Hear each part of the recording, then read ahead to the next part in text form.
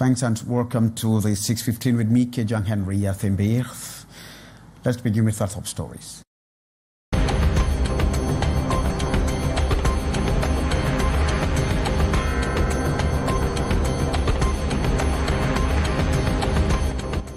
Man poisoned 6 brothers over missing phone in Dimako, that is in the east region of Cameroon. The suspected killer is reported to have used fungicide to contaminate the maize flour meant for the family's evening meal. And drug traffickers nabbed in Yaounde, and they were fished out of their hideouts as they smuggled drugs through fresh tomatoes and peppers in some of the major markets in Yaounde. And it is a perilous trip for commuters who have to commute between Sodiku village to the city of Douala, as it is a very serious nightmare. And with the coming of the rains, the people already remain haunted as the roads are impracticable. Top stories.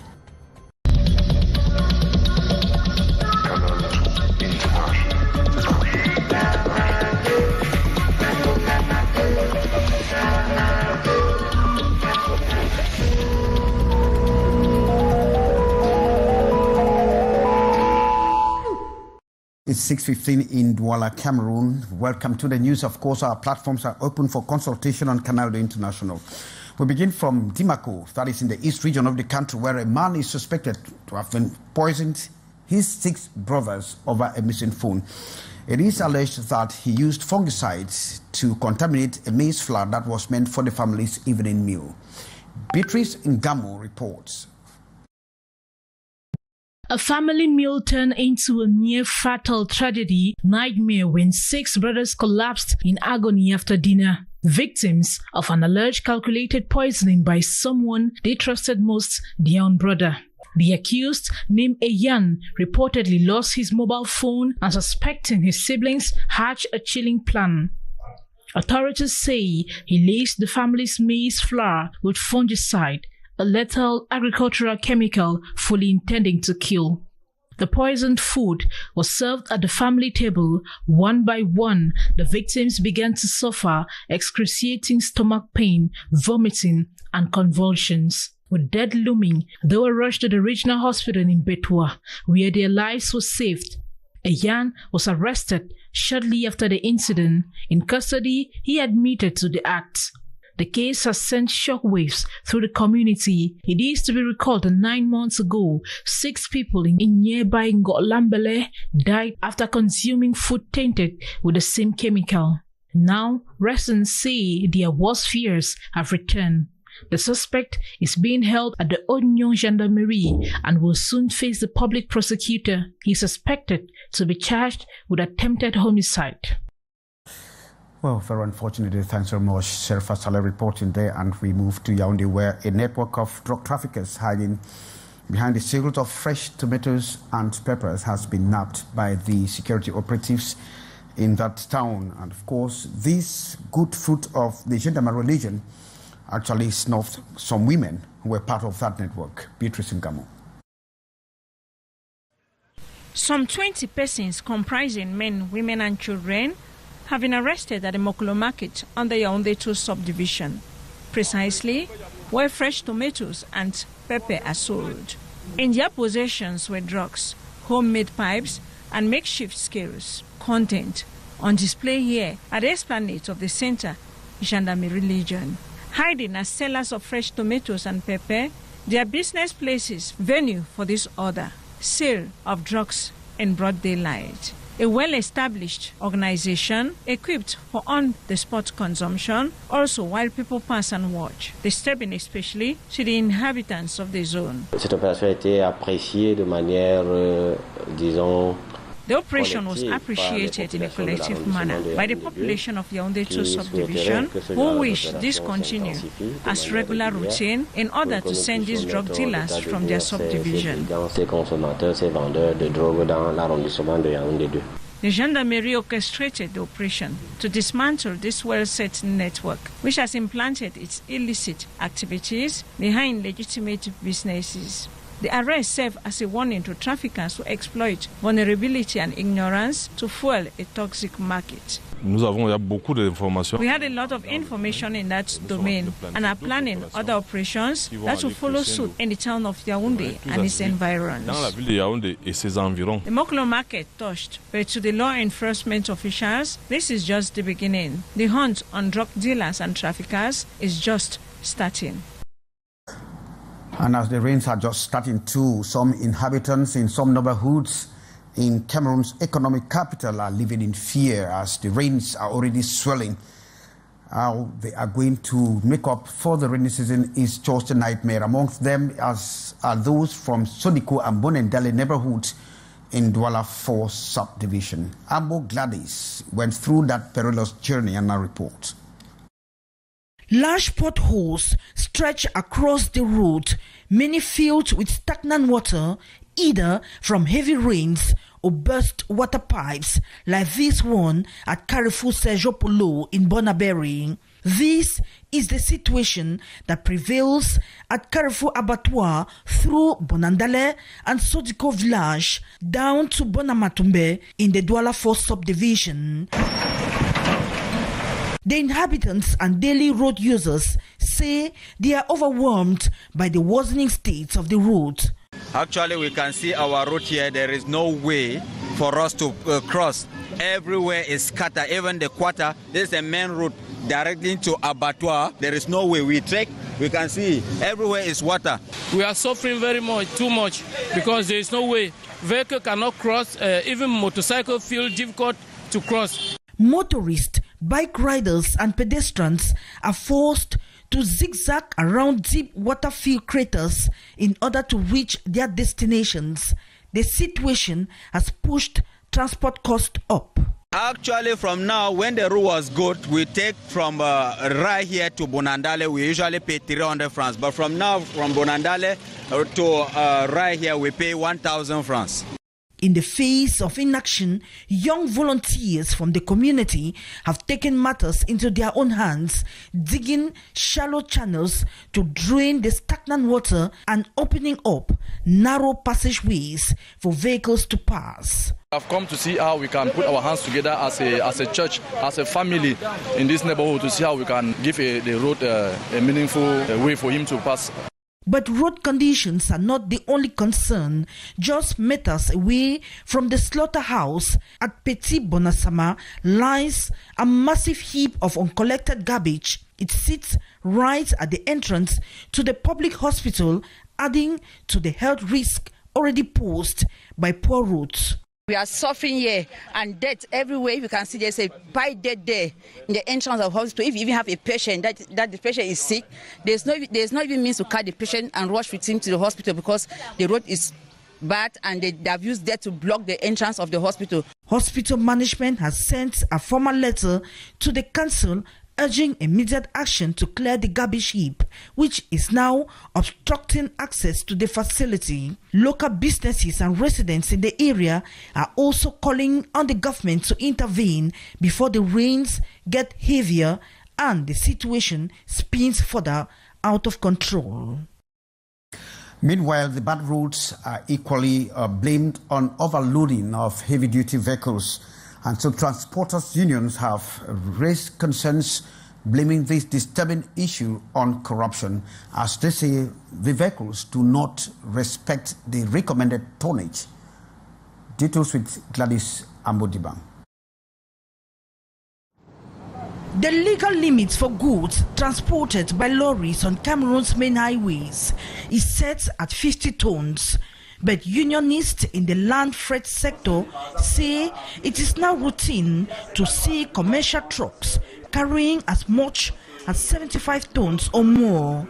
Meeting in Douala on April 9, 2025, members of the National Land Freight Transport Union decried the phenomenon, which they say is causing serious damage to already degrading roads.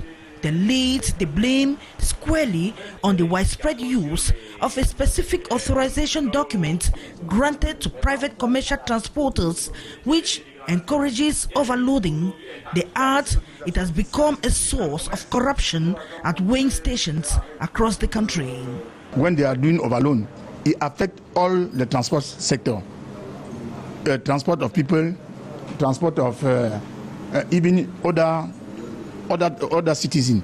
So we think that this corruption starts at the ministries when they deliver this document, so that they should kill the roads, because this authorization is being given to heavy lorries that carry specific goods.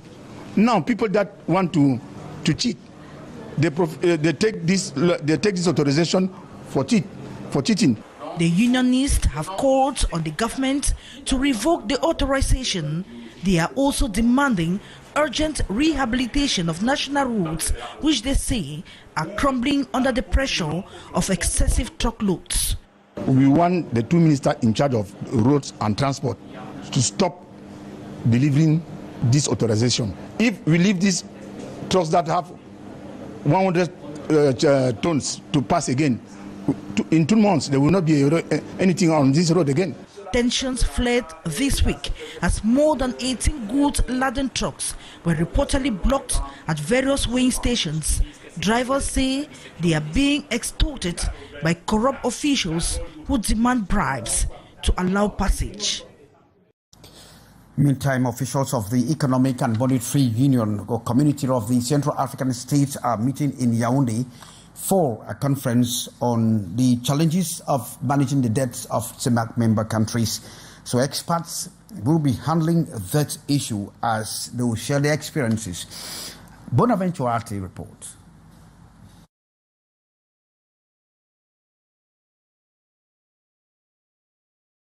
In Bonaventure's report on the conference that is holding in Yaounde, of course, the experts from the Economic and Monetary Community of Central African States will be discussing the debt situation of the CEMAC member countries. Bonaventure Arte. Incurring debts is not a problem if it is sustainably used. The goal of the Yaounde conference is to find innovative tailored solutions suited to the economies of CEMAC member countries, some of whom are highly indebted. Many conditions are here concerned. One of the conditions is the level of interest rate. Another condition is the term of the debt. If you borrow for a short period or a long period, it is not the same situation. Topics at the conference include the current state of sovereign debt, the challenges posed by this debt, and debt restructuring mechanisms within CEMAC countries. The level of Cameroon indebtedness is not a big problem. I think that the way the public finance is managed, there is not big problem for Cameroonian debt. In December 2024, Cameroon hosted an emergency summit on the weakening of macroeconomic stability in CEMAC due to a decrease in foreign exchange reserves. One of the main reasons behind this instability is the cash flow issues of some member states which struggle to repay their debts. Thanks very much, Bonaventure Ati, and we move over to Tumbo. Tumbo is in the south, in fact, the northwest region of Cameroon, where 2 men have been found dead as a result of a suspected killing. Now, that is in the northwest region of the country. The victims were discovered in a pool of blood, having reported to have been shot by unidentified persons. But the local sources say that the gunshots were heard around 9 p.m. by 9 p.m. the previous night, and however it remains very unclear who was behind the act, with villagers unable to confirm whether the perpetrators were separatist fighters or members of the military. Then the incident has actually raised alarm and has left the local population in a state of fear, uncertainty, as tension continues to mount in the conflict-ridden region of the northwest region of Cameroon.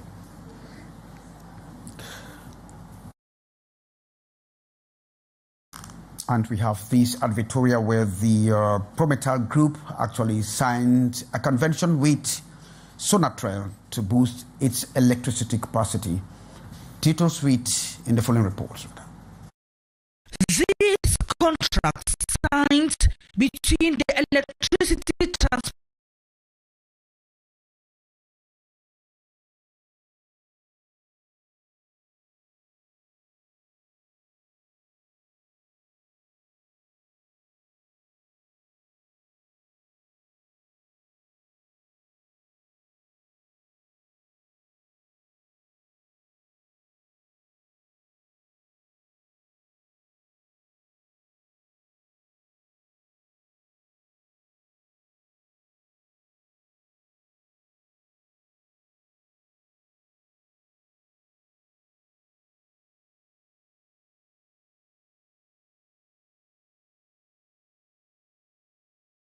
This contract signed between the electricity transportation company Sonatrach and Prometal Group on April 7, 2025 in Douala grants the industrial giant direct access to the national high voltage electricity transmission network with an additional 50 MVA transformer, thereby bypassing traditional reliance on the electricity distribution company in Yaounde. The deal is part of broader efforts to improve the quality and reliability of the country's energy transport infrastructure. This is a milestone in this company who will have now enough energy because it was formerly supplied by Eneo in a low voltage. Now it will be supplied in high voltage and will be a customer of Sonatrach and will pay directly Sonatrach and enable Sonatrach to have incomes to do more investment in the days ahead. Prometal Group, the second largest industrial energy consumer in Cameroon after Alucam, is now positioned to run at full operational capacity. Already 70% of the transformer's capacity is already powering the company's facilities in the Bassa Industrial Zone. The chief executive officer of Prometal Group says the transformer installation is a game changer. The installation of this 50 MVA transformer is crucial for ensuring stability and a consistent power supply. Our company requires a high level of energy to sustain production, and every power cut results in significant losses. With the new arrangements, the company aims to reduce downtime and continue its mission to support meat in Cameroon. The Minister of Water and Energy has reaffirmed government's commitment to reinforcing national energy infrastructure with the aim of addressing the growing energy demands in households and industries. The signing of this access contract will permit Prometal Group to have better quality service, to benefit from more affordable pricing, to negotiate with the producer of its choice, and to have a reduction in its bills. Thus, within the framework of budgetary support received from the World Bank, a provision has been retained for the construction of a new 75 MVA substation on the Prometal site to improve on its electricity supply. With 5 production units in the Bassa Industrial Zone in Douala and a total energy requirement of 45.5 megawatts, Prometal Group stands to gain immensely from this new deal.